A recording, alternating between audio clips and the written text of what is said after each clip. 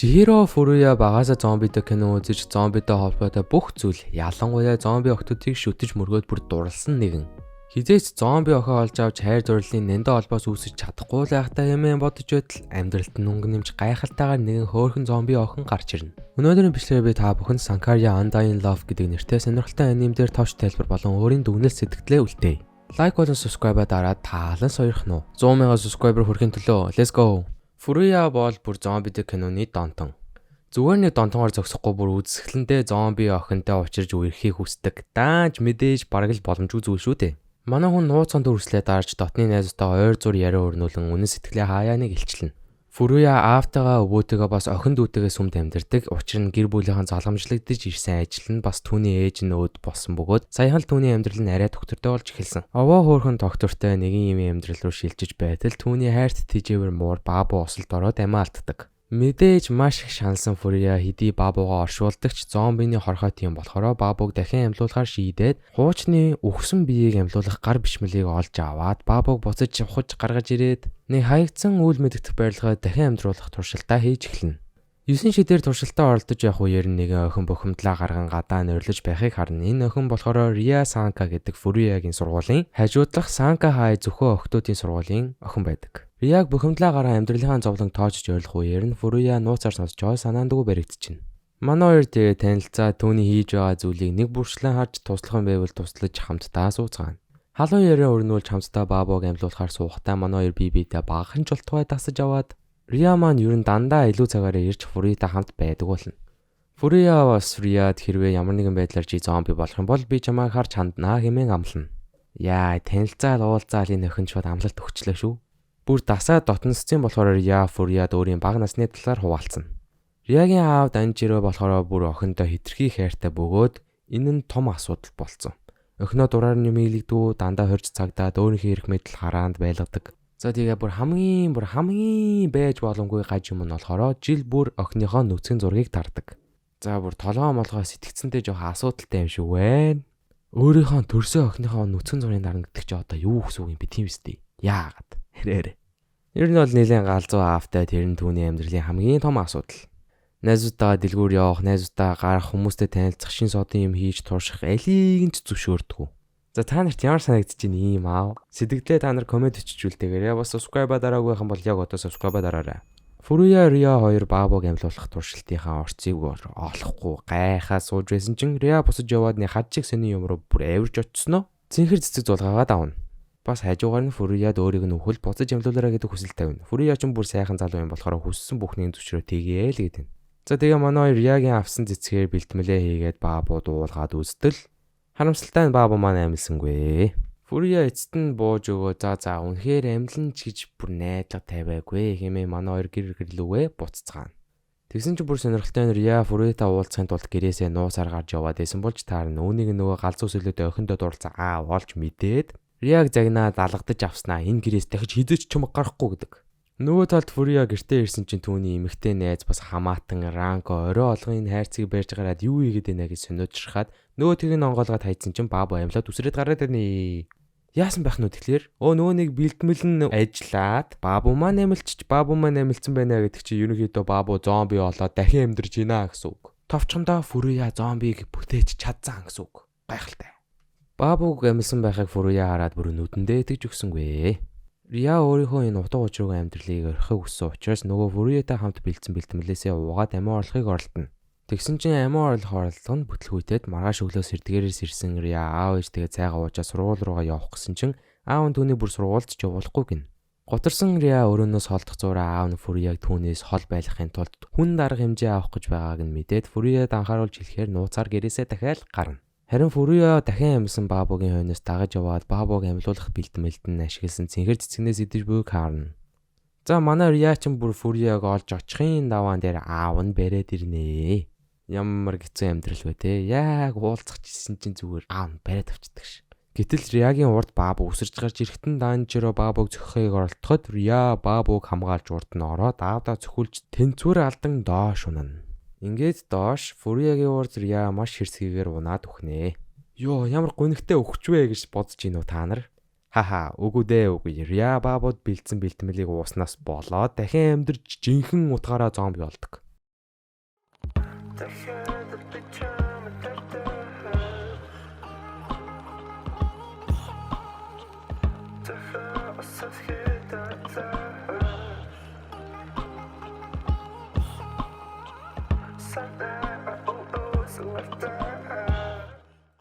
Тэгсэн энэ муу дааны чөрөө гэж юм бүр охиноо алчаад харамсаж марамсаад гим нүглээ ойлгохгүй байх гээд одоо харуулсаж гимшихээ оронд бүр охиныхоо жоохноос нь уламжлаж болгож авсан нүцгэн зургуудтай нь усан дороо твтэж байснаа. Ер нь миний буруу ш. Миний хөөхөн Риаг тэр Фурия гэж банд бузартуулсан. Би Риаг Фуриагаас булааж авч хамгийн шилдэг эмчтэйг болоод охиноо буцааж өөр юм мэдлэлтэд оруулах болноо гин. Яанда энэ муу бозаргаар игээдүүлээ. Охиноо өөрөө хаалгадаж унгааж алснаа. Фуриягийн буруу гэж зэмлснэ. Эмч олоод зомби болцсон охиныг буцаад хүн болгох юм гинэ. Одоо өөр юу хэлэх вэ? Гайхалтай.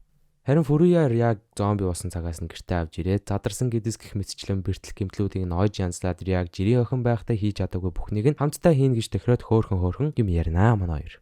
Тэгээ эцэд нь жинхэнэ зомби охин урд нь байгааг ухаарсан Фурия ч бас нууцхан догтлох хэвээр. Даанч Фурияд жаргалын хажуугаар зовлон бас ирнэ. Риагийн бие махбод нь нас орсны дараагаар явагдах Rigor Mortis буюу үе мууч болчингуудын чангарал үүсэж хатурж байхыг нь анзаараад хэрхэн яаж Риагийн биеийг аятайхан авч үлдэх талаар сайтар бодож эхэлнэ. Бас гэр бүлийнхэндээ баригдахгүй тулд Риаг өөрийнхөө шүүгээ нууж эхэлнэ. Риа бас үхсэн юм өртлөө жирийн л нэгэн хүн шиг өсөөд байх бөгөөд хитрхи өснөөсөө болоод ухаан санаагаа алдаад Фурияг үнсээ дамжина.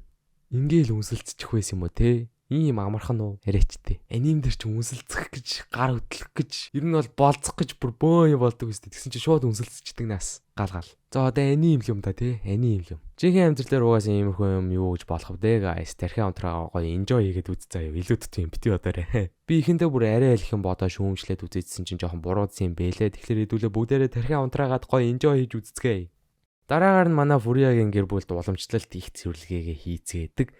Цэвэрлэгээ хийгээд явж байх зур Фуриягийн өвөө нь яг үүндээ дахин авлуулах имийг зөхиосон болж таардаг. Бас Ранко тэдний гэр бүлийнхэн туслахаар ирээд Фуриягийн аав хүүдээ Ранког шахчих гээд ихнэр нь болчволгүй юм сайхнаа л гин. Тэгсэн Риа баабуг дагаж цонхоор гадаа гараад баабуутай хамт цэнхэр цэцгнээс идэнэ. Ил гараад ирсэн болохоор Фуриягийн гэр бүл бас Ранко бүгдээрээ яг олоод харчлгүй яах вэ? Угаасаа цаг хугацаанд ил асуудал байсан хэдий бодол өрөөндөө нууж чадах вэ?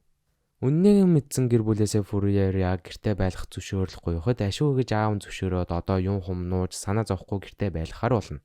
Гэртээ байлгах зураа Фурия Риаг маш сайтар ажиллаж сэтгэл зүй бие махбод нь асуудалгүй байгаа шалгаж бичлэг хийж эхэлнэ. Фурия сайхангаар далмаар нэгэ бичлэг хийгээд хөөхөн охины бичлэг хийгээд өөртөө хадгалж үлдчихэж байгаа хгүй яа. Зомби охин болохоор муухай санаатайгаар Манай хоёр хальт агаарлахаар хамтдаа гадаагаар жалхаж явсан чинь Фурия машинд дайруулах шахна. Азар манай Риа түүнийг авардагч зомби болсон болохоор хүчээ тооцоолж чадахгүй арай л хүчтэй Фурияг түлхээд гимтэйчин. Уушлалт гуйгаад Риа Фуриягийн бэртлийг долоож өгнө. За ураалаа хийсэн чонойгаа штэ. Долоогош. Ранко маань Фуриягийн гэрээс явах зураа баг насаа бодноо. Баг байхдаа Фуриятай уулзраад Фурия уйлж байхад нь туслаад сэтгэл санааг нь дэмжсэн болж таарна.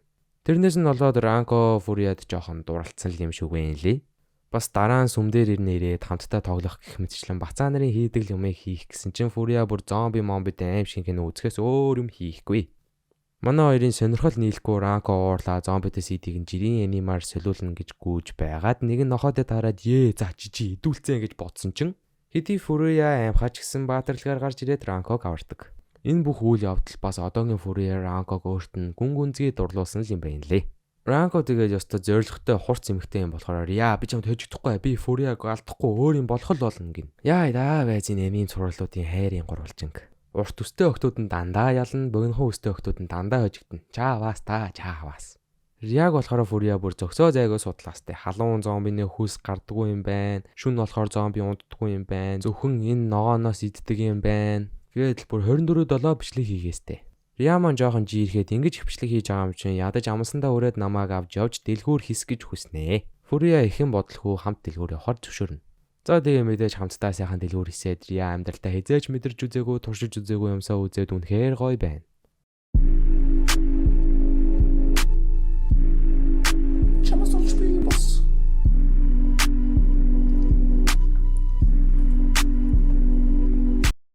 Бүх юм сайхан байхад гай болж Риагийн аав Даничроо өөрийнхөө туслахуудыг нууцаар манай хоёрыг тагнуулдуулсан байх бөгөөд барьцаалаад аваад явцгаачна. Барьцаалж бөө юм болж явн явсны эцэст Фурияг нэгэн өрөөнд хүлээж суулгачна. Токио гүйл дээр гардаг шиг болох гэдэг нь уу да. За яах гэдэг нь юу болох гэдэг нь хэмээн суух үеэр Данижирогийн ихнэр орж ирнэ. Яагаад Данижирог зогсоодгүй өхнөө хамгаалдаг хажуу учир битүүлэг ээж юм бэ гэж асуусан чинь үнэн учир та. Жинхэнэ ээж нь биш хойд ээж нь болж таарнаа. Данижиро буюу Рягийн аав маш өндөр зэрэглэлийн гэр бүлд төрөөд түүний үйлчлэгч нар романтик харилцаа үүсгэх зөндөө оролдлогууд гаргаж байсан ч манай хүн бүр хэнийг ч нэг нүдэрээ тоож хардаггүй байж байгаад туйлзуур сэлмийн тэмцээнд орох үеэрээ ухаалаг нэгэн 15 настай хүнд өвчтэй охинд дурлаад гэрлэх санал тавиад гэрэлсэн байдаг. Харамсалтай нь гэрэлсэн эхнэр нь хүнд өвчнийхээ улмаас нас орсон. Тэгээ манай хүн гутраад ээжсэн Ря түүний амьдралд байгаа болохоор асуудалгүй. Түүнийхээ төлөө амьдрын гэж шийдээд бас Ряд ээжийн дүр харгалзах хүн хэрэгтэйгээд хайргүй мөртлөө энэ нэмэгтэйдээ гэрэлсэн байдаг. За бүр солиотой юм шиг, гаж юм шиг, өргөдөлтөй юм шиг түүх байгаа. Үүний дараагаар Фурияг Данижиро эцэст нь дуудаж өөр дээрээ авчираад туйлзуур сэлмийн тулаанд дуудана. Энэ үеэр нь Фурия чин Данижиро бүр өгтөл нь муулнаа. Ёсто бүтгүүгээр мангар толгой дүнгүү толгой гаж донтон гаж хүндтэн өхнөө өндлдөө өхнөө боддгоо гээл. Муулах боломж нь гарч ирсэн дээр бүрстөө муулж өгч гинэ. Гинт уур нь хүрээ шарн хөдөлснөө яасан мó тэний гарчин Фурияг шууд сүлбээ тайнаа. Фурия ихтэй сүлбүүлсэн ч гэсэн Данижирог ёсто нас тухаараа зөрүүлээд мөргөнө. Ря түүний долоосон мөчийг санаа тийм ээ би зомби болчих гэж боддог ч яг үүндээ хорноос нь болоод жоохон мэдээл алдж байгаа төдий. Данижиро чиний хийсэн бүхэн буруу. Охиноо ингэж амар харгалзаж хорж цагдаж болохгүй гэдгийг түүнд хэлнэ.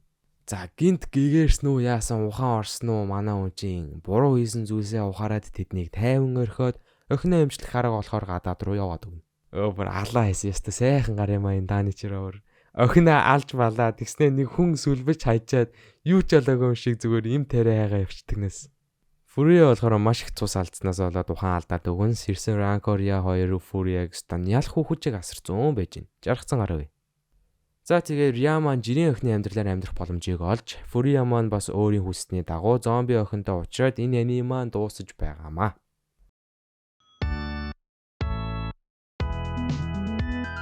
Part 2 байхгүй шүү. Season 2 угаасаа байхгүй юм бэ лээ. Товчхондоо л энэ аниме нь ингээл дуустдаг. Би яг базаад ярьсан илүү дутуу бас филлер ангууд байгаа. Та нар өөрсдөө үзэх хүсвэл Sankaria Undying Love гэ хайгаад үзээрэй. Миний энэ анime дээр үлдээх сэтгэлдэл болохоор ганц үгээр галзуу. Мэдгүй яг үзэхэд бол амар уйдгартай байсан. Илүү гоё юм хум хүсээд эсвэл яг дандаа үзснээс биш дандаа илүү дутуу адал явдал хүсээд идэг болчих. Филлер ангууд нь уйдгартай, удаан өрнөлтэй бас Рягийн аав гэж нэг галзуу солиотой юмтай хүүрээсэн авар. Йоо толгоо өвдсөн ш та ямар. Жинхнээсээ иймэрхүү аав ээж байдаг бол би тэдний өмнөөс маш их харамсаж байна. Тэгээд ямар нэгэн байдлаар иймэрхүү аав ээжтэй бол бас тусламж олоорой гэж зөвлөе. Яагад бол энэ бол угаасаа хэвийн зүйл биш. За тэрнээс яг уу тархиан унтраагаад үзэхэд бол хөвгчлөлтэй л аним байла. Тийм би зомби момбид бас давхар дуртай болохоор жоох сонирхсан. Сонирхолтой эсвүдж байсан. Тэ. За миний бичлэг таалагдсан бас энэ анимыг илүү дэлгэрэнгүй бүтэн үзэх хүсвэл Sankaria Undying Love гэд хайгаад үзээрэй guys. Лайк болон subscribe дарсан бол маш их баярлалаа. Donation нэлгээсэн Алтан сүх харуу хоёртаа бас маш их баярлалаа. Та нар ч бас donation нэлгээд бичлэгэнд маань үлдэх боломжтой шүү. Доор donation нэлгээх линкийг нь үлдээчээ.